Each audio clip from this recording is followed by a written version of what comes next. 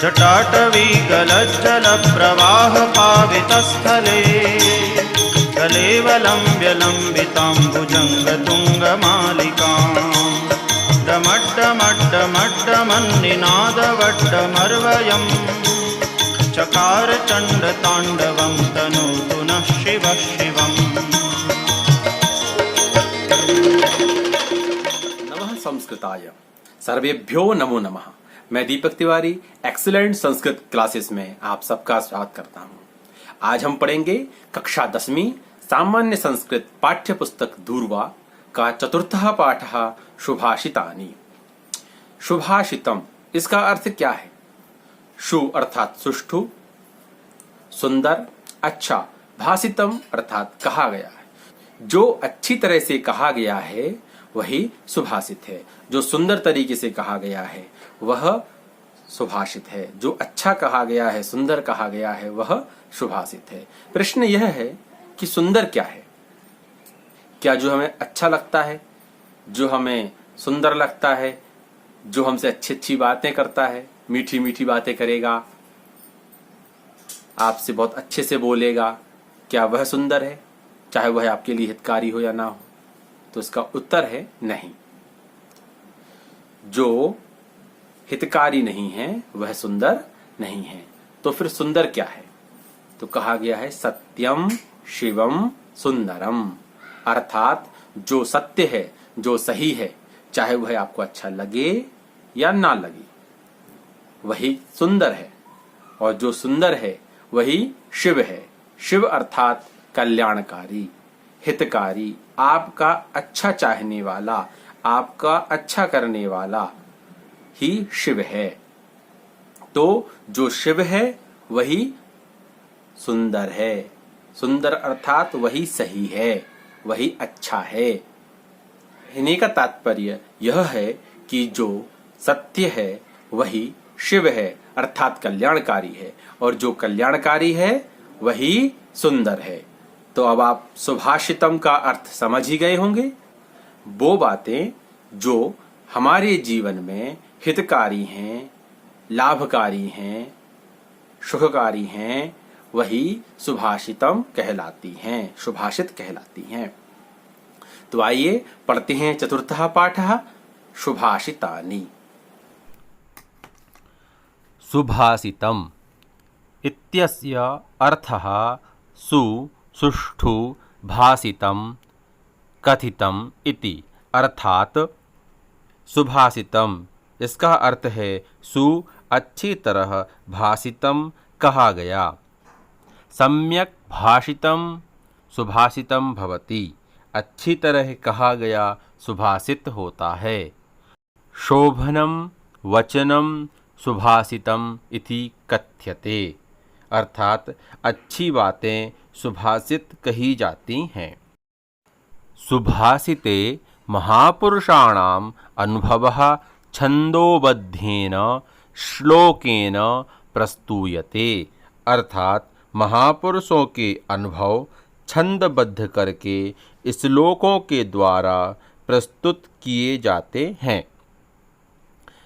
तादृशानि कानिचित् सुभाषितानि अत्र वर्तन्ते, अर्थात वैसे ही कुछ सुभाषित यहाँ पर दिए गए हैं। तो आइए शुरू करते हैं सुभाषित श्लोक। इस श्लोक में सज्जन प्रशंसा है, अर्थात सज्जनों की प्रशंसा की गई है। गंगा पापम शशीतापम दैन्यम कल्पतरुस्तथा पापम तापम च दैन्यम च गणन्ते संतो महाशयाः। आइए श्लोक को एक बार फिर से देखते हैं। गंगा पापम शशीतापम दैन्यम कल्प तरुस्तथा पापम तापम च दैन्यम च घनन्ति संतो महाशयः।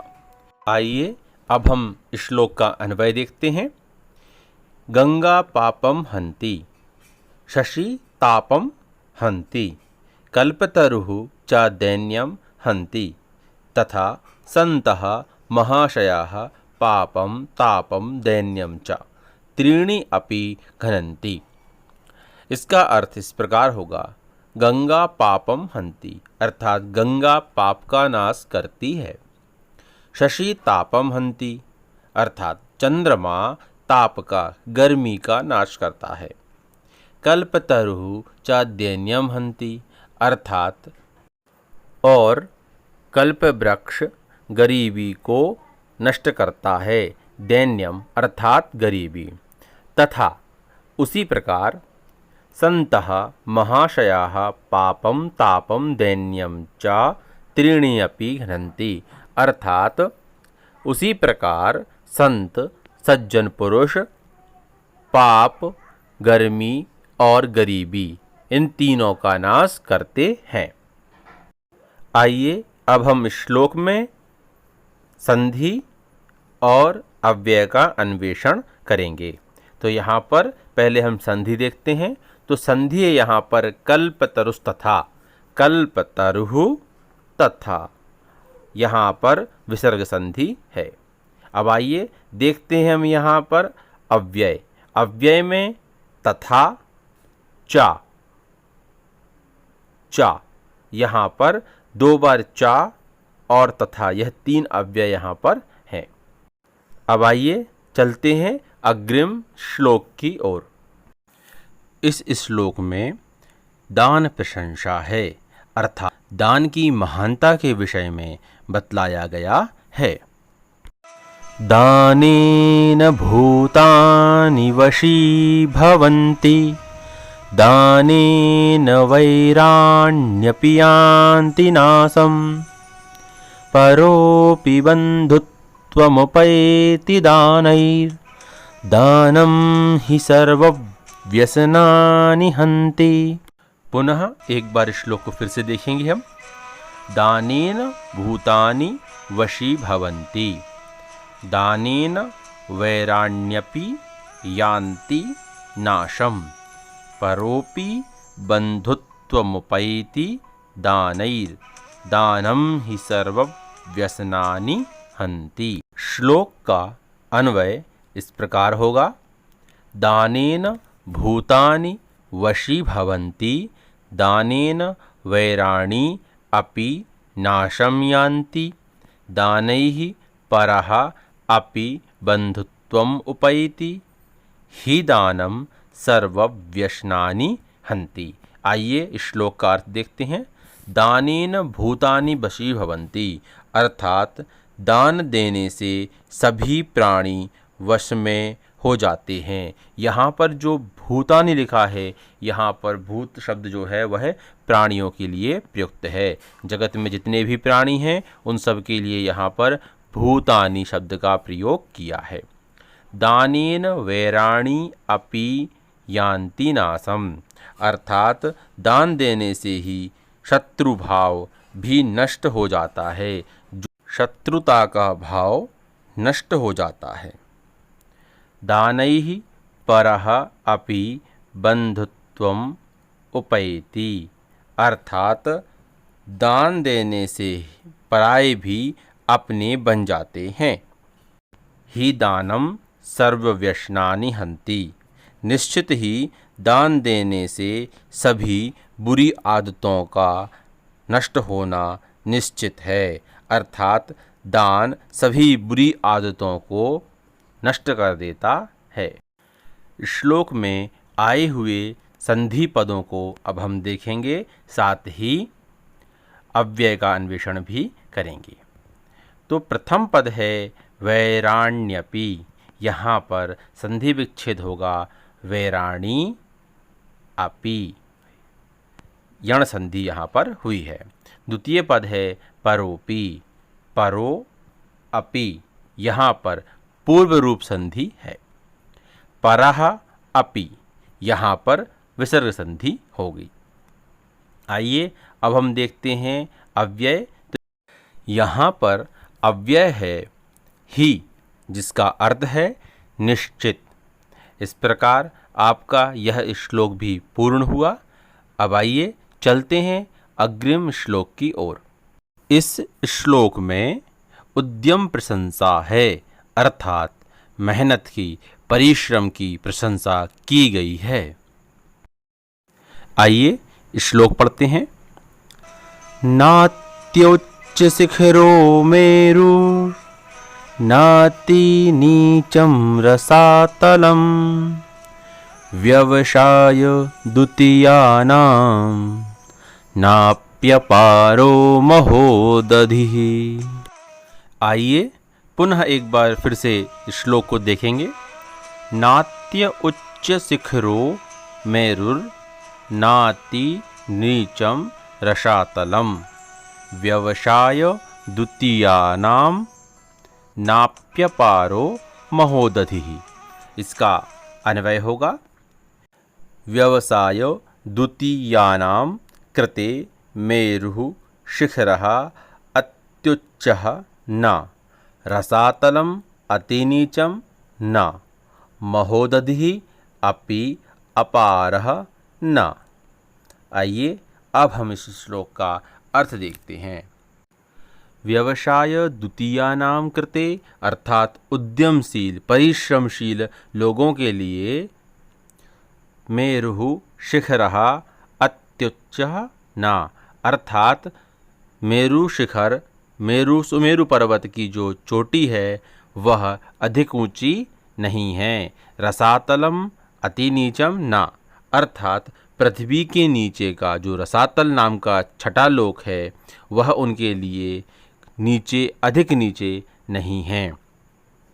महोदधिः अपि अपारः न अर्थात महासागर भी उनके लिए अगम्य नहीं है, अर्थात उनके लिए पार न कर पाए ऐसा नहीं है।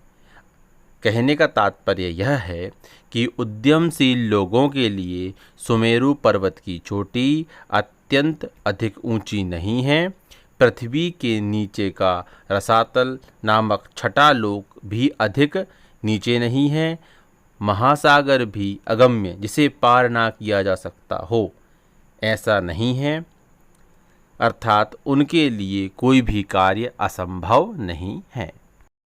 आइए अब हम श्लोक में संधि पदों का अन्वेषण करेंगे।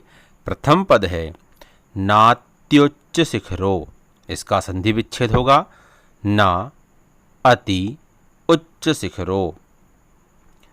ना अति यहाँ पर दीर्घ संधि है, नाति उसके बाद आता है नाति उच्च, नात्युच्च यहाँ पर यण संधि है।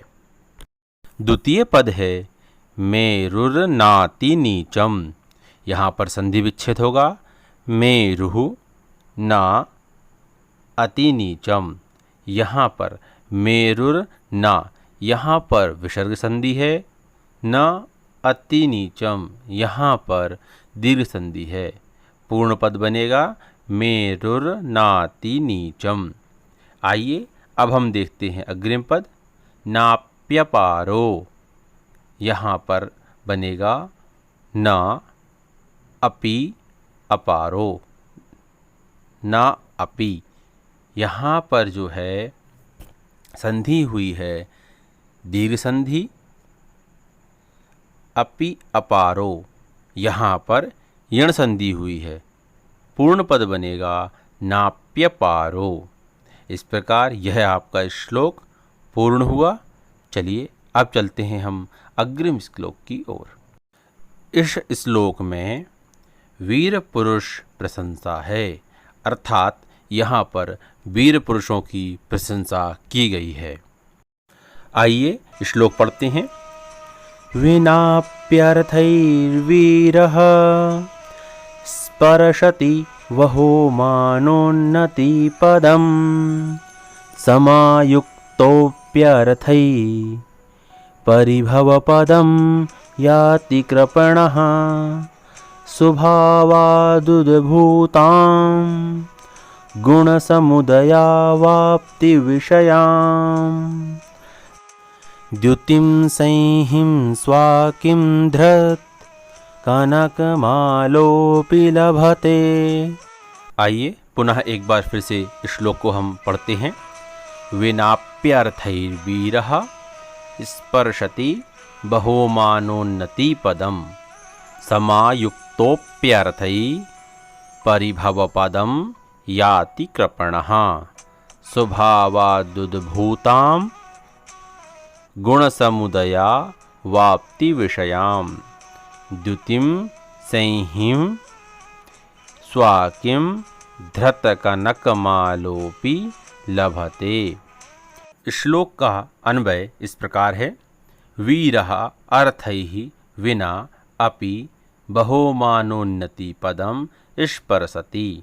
कृपणः अर्थैः समायुक्तः अपि परिभवपदम याति। गुणसमुदयावाप्ति विषयां स्वभावात् उद्भूतां संहिं द्युतिं धृतकनकमालोऽपि श्वा अपि किम लभते। आइए अब हम श्लोक का अर्थ देखेंगे। वीरः अर्थै विना अर्थात वीर पुरुष धन से रहित भी अत्यंत सम्मान एवं उन्नति के स्थान को छूता है अर्थात पाता है। विवेक शून्य कृपण व्यक्ति कृपणः विवेक शून्य धन से युक्त होने पर भी पराजयता को प्राप्त करता है। गुणों के समुदाय को प्राप्त कराने वाली अपने स्वभाव से उत्पन्न सिंह की कांति अर्थात चमक क्या स्वर्णमाला को धारण करने वाला कुत्ता कभी प्राप्त करता है अर्थात कभी प्राप्त नहीं करता। इस प्रकार आपका यह श्लोक पूर्ण हुआ। श्लोक में अब हम संधि पदों का अन्वेषण करेंगे। प्रथम पद है विनाप्यर्थै वीरः। इसका संधि विच्छेद होगा विना अपि अर्थैः वीरः। विना अपि यहाँ पर दीर्घ संधि है। अप्यर्थैः में यहाँ पर यण संधि है और अर्थैः वीरः यहाँ पर विसर्ग संधि है। यह तीनों को मिलाकर बनेगा विनाप्यर्थै वीरः। द्वितीय पद है बहुमानोन्नति पदम। इसका संधि विच्छेद होगा बहुमान उन्नति पदम। यहाँ पर गुण संधि है। अग्रिम पद है समायुक्तोऽप्यर्थैः। समायुक्तः अपि अर्थैः। यह इसका संधि विच्छेद है। समायुक्तः अपि यहाँ पर पहले विसर्ग संधि हुई है, उसके बाद यहाँ पर पूर्व रूप संधि हुई है। यह पद बनेगा समायुक्तोऽपि। अग्रिम है अपि अर्थैः। यहाँ पर यण संधि हुई है तो यह बना है अप्यर्थैः। तो यहाँ पर संपूर्ण पद होगा समायुक्तोऽप्यर्थैः। अब आइए अग्रिम पद देखते हैं। स्वभावादुद्भूताम। यहाँ पर संधि विग्रह होगा स्वभावात उद्भूताम। यहाँ पर व्यंजन संधि हुई है। अग्रिम पद है धृतकनकमालोऽपि। यहाँ पर मालोऽपि जो पद है इसका संधि विच्छेद होगा मालः या मालो अपि। जब विग्रह मालः अपि होगा तब यहाँ पर विसर्ग संधि होगी, उसके बाद मालो अपि बन जाएगा, तब यहाँ पर मालोऽपि बनेगा और यह पूर्व रूप संधि कहलाएगी। इस श्लोक में अव्यय हैं बिना और अपि। यहाँ पर अपि 1, 2 और 3 बार आया हुआ है। यह श्लोक भी पूर्ण हुआ। आइए अब चलते हैं हम अग्रिम श्लोक की ओर। अग्रिम श्लोक में इस श्लोक में गुण प्रशंसा है, अर्थात गुणों की प्रशंसा की गई है। आइए श्लोक पढ़ते हैं।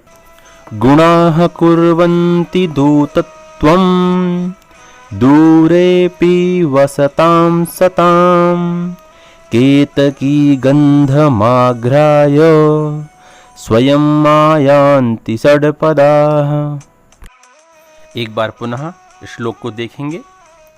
गुणाः कुर्वन्ति दूतत्वं दूरेऽपि वसतां सतां केतकी गन्धमाघ्राय स्वयं मायान्ति षड्पदाः।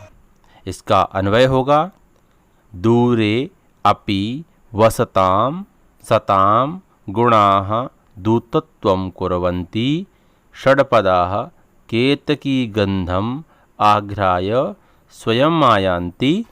इसका अर्थ है दूर रहने पर भी सज्जनों के गुण उनके दूत का कार्य करते हैं। जैसे भौरा केवड़े की गंध सूंघकर स्वयं आ जाता है। श्लोक में संधि पद है दूरेपि। इसका संधि विच्छेद होगा दूरे अपि। यहाँ पर पूर्व रूप संधि हुई है। श्लोक में अव्यय है अपि। इस प्रकार आपका यह पंचम श्लोक पूर्ण हुआ। चतुर्थः पाठः सुभाषितानि का यह भाग हम यहीं पर समाप्त करते हैं। अग्रिम भाग शीघ्र ही लेकर आएंगे। आशा करता हूं आपको यह पाठ जो अभी तक पढ़ाया गया है वो बहुत अच्छे से समझ में आया होगा। यदि कोई आपको समस्या है तो आप मुझसे कमेंट कर पूछ सकते हैं। चैनल को सब्सक्राइब करें और बेल आइकॉन को भी प्रेस करें ताकि मेरे आने वाले सभी वीडियो आपको समय से मिल सके। चैनल को शेयर करें ताकि इसका लाभ अधिक से अधिक बच्चों को मिल सके। इस पाठ का अग्रिम वीडियो मैं जल्दी ही लेकर आऊंगा, शीघ्र ही लेकर आऊंगा। तब तक आप स्वस्थ रहें, प्रसन्न रहें। जय हिंद, वंदे मातरम।